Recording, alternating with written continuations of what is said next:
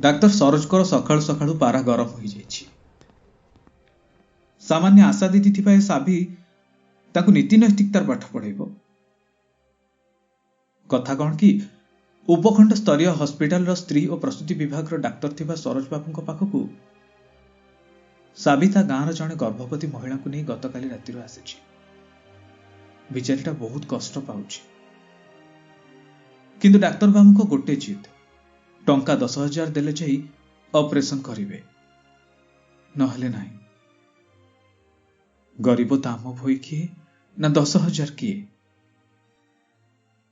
सरोज बाबू का आगे हाथ जोड़ी शेष थर पाई साबी कहला, सार टिके दया करंतु, बिचारीटा भारी छटपट हेलानी, एते टंका से कोठु आनिबो कहले। मनीष फणिया ताहेरे अंतत। साबीर कथा शुणी चित्कार करी उठिले डाक्तर बाबू। अबे चुप, सामान्य आशा दीदी तो औकात के दे। हाँ मो मनीष फणिया ऊपर प्रश्न करुचु, एते साहस।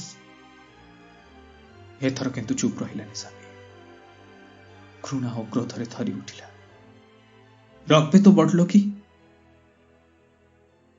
अरे नमो खराम, सुन तो बापा घनिया विश्वाल आम गाँ हरि सामंत घरे हलिया थिला, बुझिलु। तू भल पाठ पढ़ु बोली शांति तो सब पढ़ा खर्च तुलाई थिले। से वर्ष अकाल पड़ी थाए, तू डाक्तरी पढ़िया 2 लाख टंका जोगाड़ हो पारानी। आईथि गाँ मुंड बरगछरे दौड़ी देवाक धाई जाइथिलु। तू जोग को हरि सामंत सेठी पहुंची तते बंचई थिले। बोपा अजा बुनियादीर खानदानी हीरामुदी को कटक जाई बिकी देइथिले, खास तोरी पढ़ा पाई। मु सेही हरि सामंत झियो सावित्री सामंत।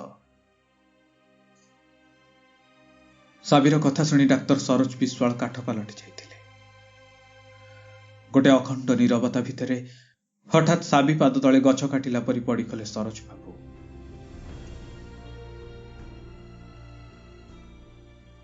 छोट पिला परी कांदी कांदी कहूथिले, मते क्षमा कर दे साबी नानी। निज छाती जाकी धरी साबी नानी कहला, अरे बाइयाटा कि पछे कांदीबू, जा पेके जा, से मां छुआ को बंचा। झड़ बेगरे ऑपरेशन थिएटर भीतर को पशिगले डाक्तर बाबू। बाहर सेमती व्यस्त होई अपेक्षा करथिला साबी नानी। किछि समय पर कुआ कुआ कांतरे प्रकंपित हेउथिला हॉस्पिटल परिसर।